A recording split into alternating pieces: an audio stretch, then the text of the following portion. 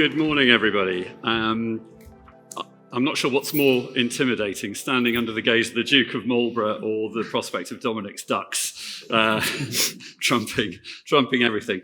Good morning. My name's Richard Wade. I'm a partner at Blake Morgan, where I run the construction and projects team. And full disclosure to start with, I'm standing in for my excellent colleague, Penny Rintasouksi, who many of you will know is a partner in our commercial team and leads our local government practice. But sadly, Penny can't be here today, so I'll do my best to fill in for her. And it's my role to introduce this session on devolution.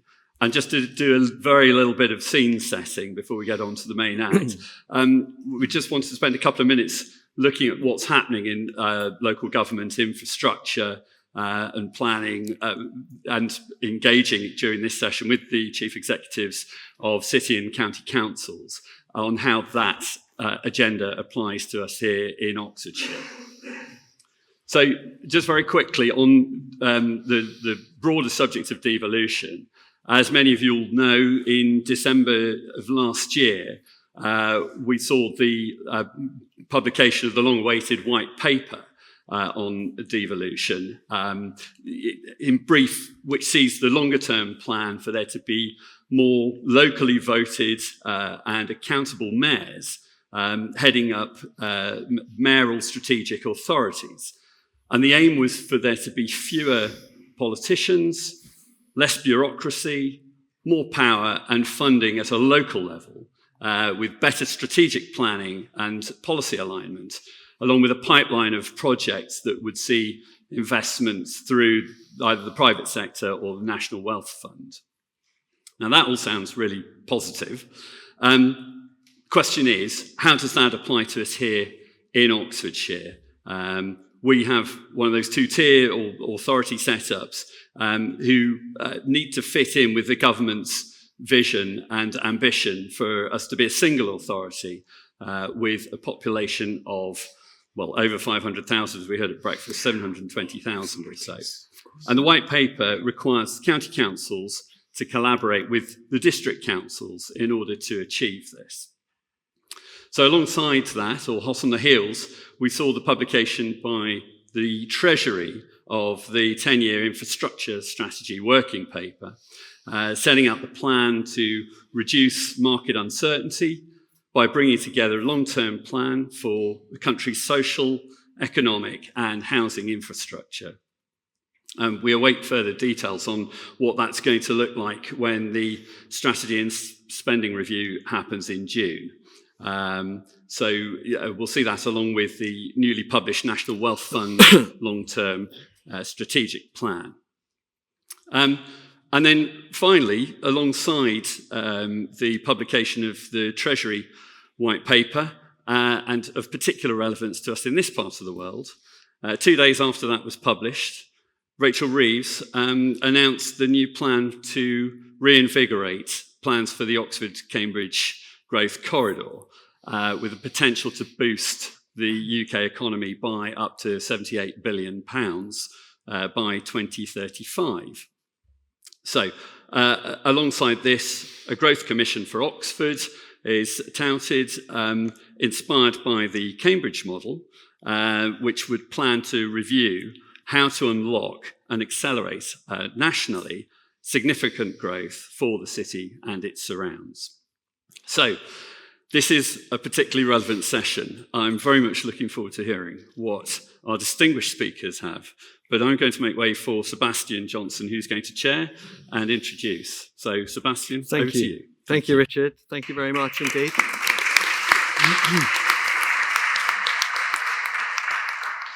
So I'm Sebastian Johnson. I've got a confession to make. I've worked in local government as well as in both London and Oxford, as well as worked in the charity sector. Nowadays, I'm working at Harwell campus, one of the greatest science and innovation campuses in the world. But I would say that, wouldn't I?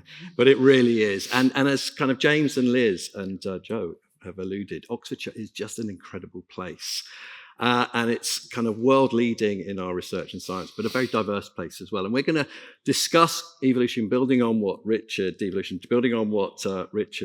given us. And clearly the prizes are great if we get this right. And I'm joined by Caroline and Martin, who need no introduction, but I'll introduce them anyway. Caroline's worked in local government and the Local Government Association for many years, I won't say how many, and is chief executive of the City Council. Martin's worked in local government for quite a few years, even longer. And I was a baby when I started. Used to be the chief exec at Coventry and led them through a devolution process, I think, and also has been leader of the chief exec of the county for probably getting on for a couple of years now. 2 years. 2 years. 2 years. So let's dive into this. What I really want to know is, putting that national perspective to one side, what's the local level? What does this mean at a local level? And how does devolution benefit businesses in Oxfordshire, and what are the challenges? Caroline, can you start from a city perspective? Sure, yeah, thank you. And it's absolutely wonderful to be here. It's always a pleasure coming to Blenheim, especially when the sun's shining. I congratulate Richard on a very succinct summary of the devolution agenda, which is no mean feat, and actually it is quite complicated and confusing even for those of us who are spending a lot of our time thinking about it. I think the devolution white paper, which you rightly said, came out at the end of last year. Now 5 months on, there's lots of detail, further information, correspondence, ministerial statements. So we are in a process which is evolving. And as you said, local government reorganisation, we're going through a process thinking about what the future structures may be. And just one clarification is it's not necessarily one unitary, maybe one or more unitaries. But we're going through that process this year. So I think there's a parallel for me from some of the comments this morning. There's some challenges facing local government at the moment, but also some really major opportunities. And just to re-emphasise the points I think made by Callum and others this morning, these are challenging and uncertain times, but particularly for places like ours, I think a real moment of opportunity. And that's because, as a result of all of that uncertainty, there's a lot of hopes from our government pinned on the success of its commitment and its agenda around economic growth. And the commitment to the Oxford to Cambridge growth corridor, the recognition of that as the UK's next supercluster, thrusts us right into that limelight. I think, all the research around devolution, which I think is really the big prize that we need to be focusing on. All the research internationally around devolution is where it happens, it does boost regional and local economic growth because it enables better alignment and targeting and planning around local priorities, given that no one size fits all. So I think those things combined mean to me that government should be prioritising our area in its devolution agenda. In terms of the benefits, well, I think that in itself, I think bringing the levers that we have to unleash the amazing potential of our area closer to the businesses and communities that we need it to work for, it is a benefit in itself. But when you look at, what are the functions which would be devolved to a new mayoral strategic authority, they are very aligned with the challenges I think that we face in unleashing our potential. So better transport connectivity, mayoral combined authorities will have more powers to influence over rail, other forms of public transport, road networks.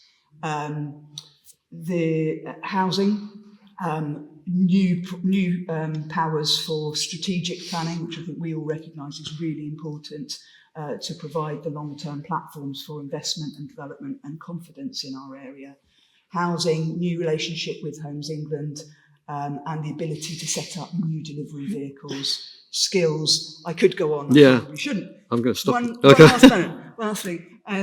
So, I think all of that is really important, but I think there's another really important aspect of devolution, which is about influence and building a really powerful, strong voice for our area and those around us, with government having an advocate and champion that we can all work with. Great. Martin, if it's a different answer, tell us.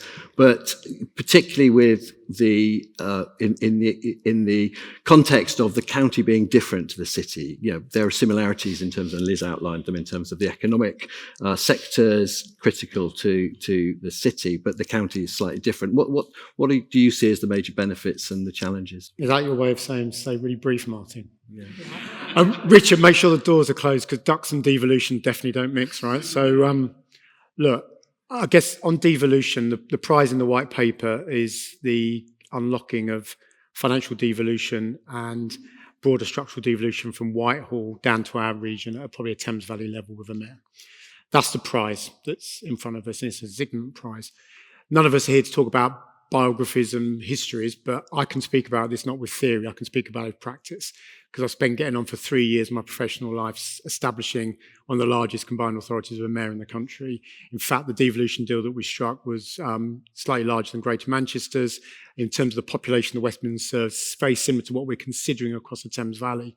So I sat in front of businesses at the early stage of genesis of creating a strategic authority, albeit in a slightly different context, answering the question, what's this going to mean for us? So I know what it looks like in practice, and it goes something like this. You simply, in the current environment that we've got, macro, geopolitical, all the stuff we've talked about, and even the amazing things that Oxfordshire has got, and it is truly, I'm blessed coming here and being part of the ecosystem that has everything from OEMs, globals, right the way through medium to large size across a number of sectors that we've got world-leading confidence in, right the way through to startups, a community and voluntary sector that is literally inspirational. So that ecosystem is great. However, as amazing as Oxfordshire is, my view as an economist, as well as a local government chief, is you simply cannot harness the opportunities for business, create an inclusive connectivity unless you have scale. So to deliver the kind of infrastructure that Caroline's talking about that's inhibiting our growth, which is why the Growth Commission for Oxford and Oxfordshire is important, simply cannot be dealt with even within a scale that we're dealing with Oxfordshire, full stop. It needs to be dealt with our colleagues and our friends across a much larger area.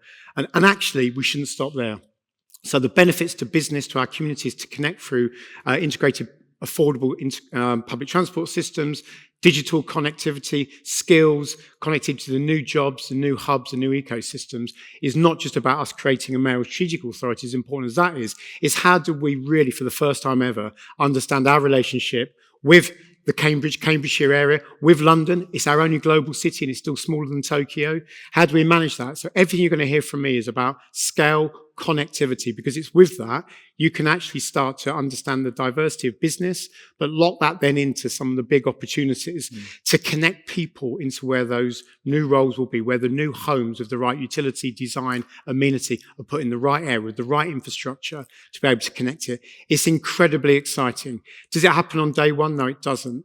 But the goodwill that gets generated by businesses when you see that kind of scale working, where quite frankly we spend, think about local government reorganisation and structural change, understandably we get fixated about boundaries, administrative boundaries, because that's our job to a certain degree. The world of work, the world of business, the world of how people live their lives has fundamentally shifted. So we're dealing with fuzziness. I'm going to stop you there. Right. Well, I was going to talk about fuzziness. Fuzziness is a good place to stop. Look, you've talked about their goodwill of businesses, and you've talked about business engagement, and let's talk about confidence of businesses in local government and this process of devolution. Where do you see? We'll start with you, Martin. Business confidence in local government, and what are the biggest factors shaping that? And this is from an Oxfordshire perspective. And the Slido is open, so if you've got some questions in the audience, jump onto Slido and throw those in, because we really want your participation as well. We're amongst friends, aren't we? So let me be candid.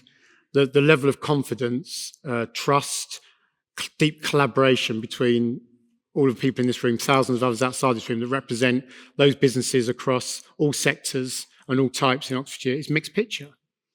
At our best, public services, local government, enabling that change with amazing political envisioning can provide that confidence for inward investment, for indigenous investment to grow more, for people to make that call that actually we're going to grow more and more in this area, we're going to attract local people, so jobs. At our best, we are incredible. But it's patchy. It's patchy. And we had conversation this morning. Not quite enough speed, not enough conviction sometimes. But it cuts both ways. So there needs to be an understanding, which is through the Developers Forum, through these kinds of summits. We've got to understand each other's worlds, which are incredibly febrile and challenging at the moment. So I think we can show in Oxfordshire an amazing collaboration, an amazing spirit. But as an economist, I'll also tell you that in market making, in your own business, and I spoke to a number of you that have got small startups right up to big businesses, the fragility means unless we have confidence, the assets that we've got, the pipeline that we've got for the future, if we don't have confidence in it, and there's very few places in the UK that have the kind of confidence that we have, then I'm afraid the rest of it starts to fall away. It's not sophisticated. It's very straightforward. Money follows confidence. Investment follows a honeypot notion of, I know that I can de-risk my capital here, I can grow here because we've got a single ability to do business here. Licensing, land assembly, planning, future envisioning, support from public bodies is all very seamless for us here. Okay. To grow. Just, you mentioned influence a minute ago, Caroline. Influence is critical if we're going to get the prizes we need to drive this county forward. And business confidence and business interaction and business engagement and business championing is a part of that. What are your thoughts on confidence in local government confidence? Yeah, I sort of slightly feel a bit weird about you asking me what these people factors they have confidence in local government. But I assume you're talking to businesses loads, so you must get a sense so of that. I think there's kind of three things, some of which kind of echoes what Martin said, but I think there's an element which is about delivery and getting stuff done, the day job, things which people kind of talk to me about being the hygiene factors, be that, keeping the streets clean, public realm, sorting out our transport problems, sorting out the affordable housing issues. All of those are our day job. We need to constantly be working on ways to improve it. I actually think the devolution agenda will help us with that. Second thing I think is leadership. And I think not that local government is leading for its areas, but we need to work with others with our collective convening powers to actually demonstrate a kind of clear vision, confident narrative that we all can recognise our part in and buy into. And then I think the third point is relationships. My experience when I'm working with partners across the city and beyond is often we are in difficult situations. So I'm thinking of planning, where actually there's some competing interests. But if you develop the relationships over time, you recognise the need to negotiate, the need to negotiate. People recognise that local government have got a broader set of responsibilities, requirements around ensuring local benefit. So, I think that is, and just one point on influence and trust.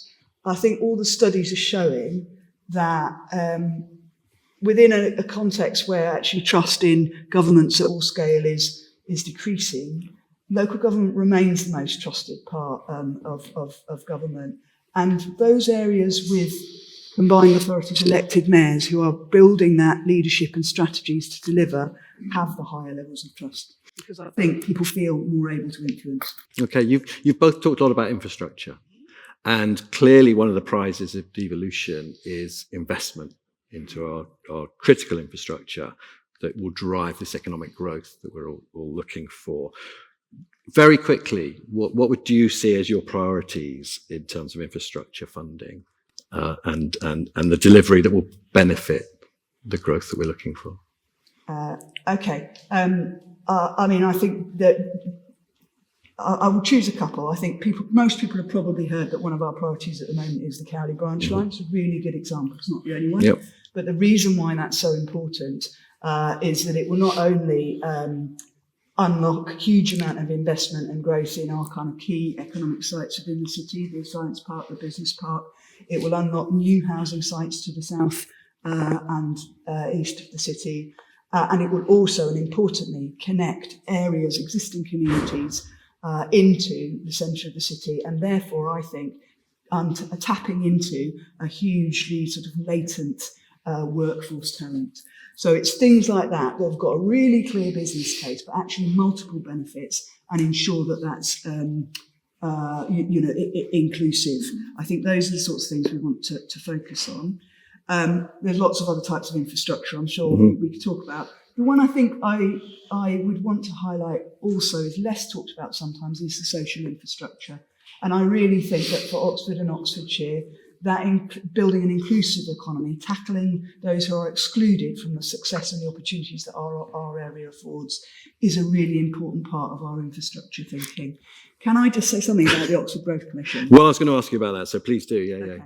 So it was mentioned already. For those of you who don't know, the Oxford Growth Commission, announced by the Chancellor earlier in the year and launched yesterday, is about unlocking development and accelerating growth in Oxford and around. And yesterday we had Neil Coleman, who's the chair of that commission, heavily involved in the delivery of the Olympics in 2012 and its legacy and regeneration exercise. I think that's a really important once-in-a-lifetime kind of opportunity for us to, once in a generation anyway, opportunity to actually move forward on some of these long-term infrastructure. I agree. Okay. And we can do that now whilst we're working on our kind of pitch into devolution. I think it will help us develop that, but it will also bring a real focus from government and its agencies, and particularly the Treasury, on things we can do now to unlock those opportunities. Martin, quick answer from you on infrastructure priorities, and also Joe mentioned the Oxford-Cambridge growth corridor and kind of the interplay with that as well. Yeah, I think we've got to be careful on certainly the history around language on corridors, clusters, all very important. As I tried to say earlier on, you stopped me on fuzziness. The world doesn't work down corridors or boxes or clusters. Ecosystems for economic flourishing futures, inclusive economies, work in really, really bizarre ways that are quite inconvenient. So actually the power of what we've got on that corridor itself is amazing, but only, in my view, when you start understanding the power of connectivity east to west, including amazing rail connectivity that's affordable and reliable, then start locking that into the blue assets, the green assets of that much wider area. Some of my old stomping ground back up in Bedfordshire, the South Midlands Growth Corridor, down across into Milton Keynes Growth. That's when you start to cook, if that makes sense. So isn't it great that we've got that corridor and it's reimagined, but only when it starts relating to a much more displaced area? How's that going to make sense of itself for the UK, for all of you and our potency when we go back up the M40 corridor to my other old stomping ground where there's different kind of value propositions? Because this is about UK PLC. We've got to start literally being productive on a global stage. And on the infrastructure, I know you're moving us on, this is really, really important. And I've been quite, unsurprisingly, Sebastian, outspoken about infrastructure. We've got to get real about this. This country has got a really bad track record of funding at the right level of cost and whole life costing proper enabled infrastructure.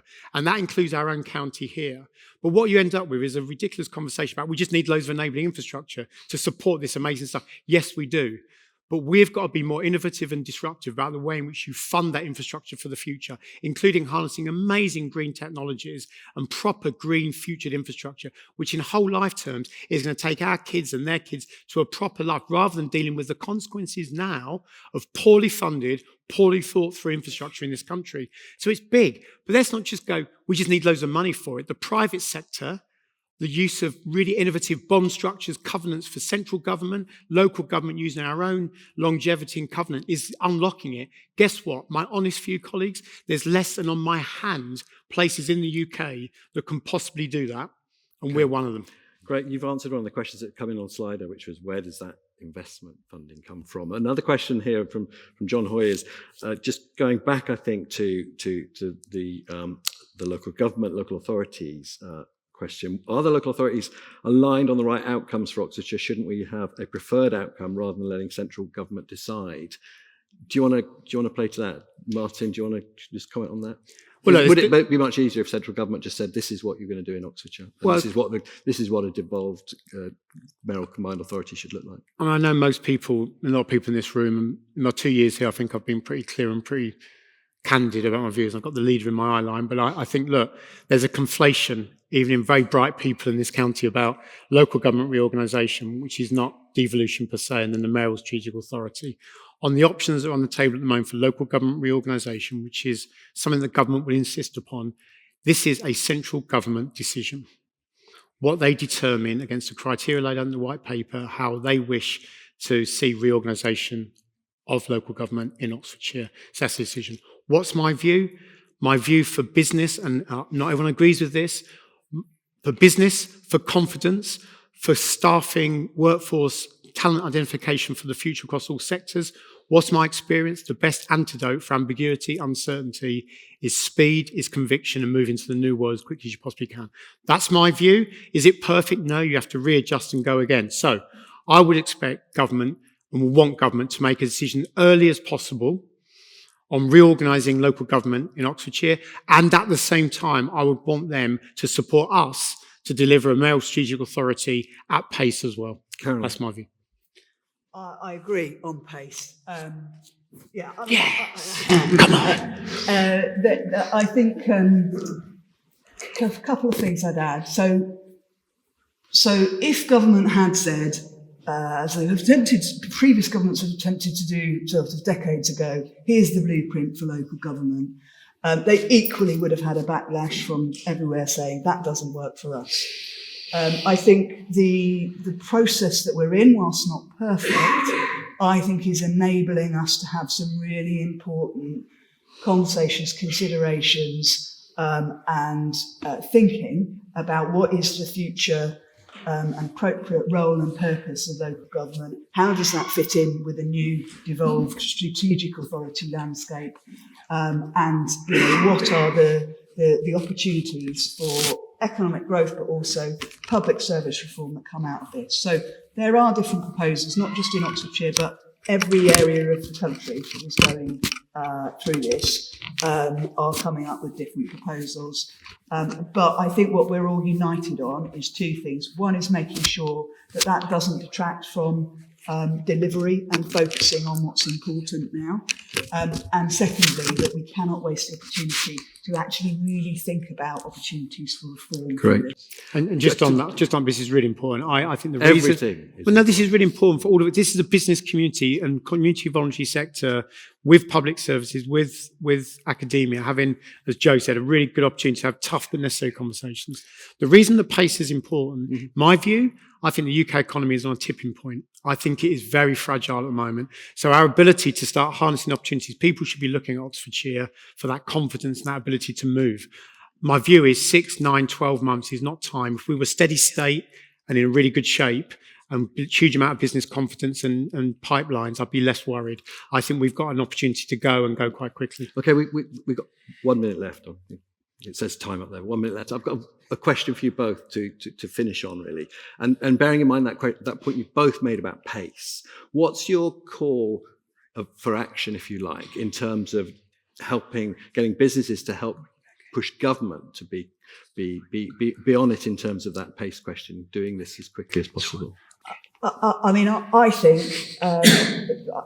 the thing that's come into my mind is that I don't think local government can do this on its own at all. I think we need the convening power, the collaboration, the partnership, and the voice of everybody to be united around this central message about the opportunity for our area.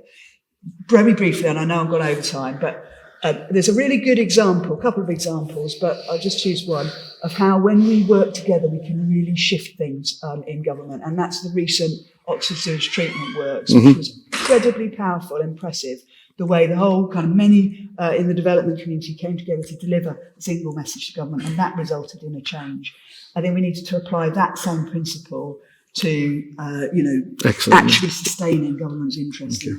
Martin, final point. From business, small, medium, large, global, what I always want is focus, honesty, clarity about what your business intent is, the value that you, not just commercially, but in terms of the kind of organisation you want to be, that you want to anchor yourselves in this great county for the long term. Why is that important? Because we can deal with the short term, get on with it, be faster, be better, try and lock you into a much faster set of solutions. But if you're with us for the long term, guess what we can do? We can have much more mature conversations about risk share rather than just risk transfer. We can talk about sitting for longer to deliver your business intent over 5, 10, 15, 20 years. That's what I want. That's what we need. We've scratched the surface. You can only scratch the surface in half an hour. But thank you very much, everyone. Thank you to our panel. Yeah,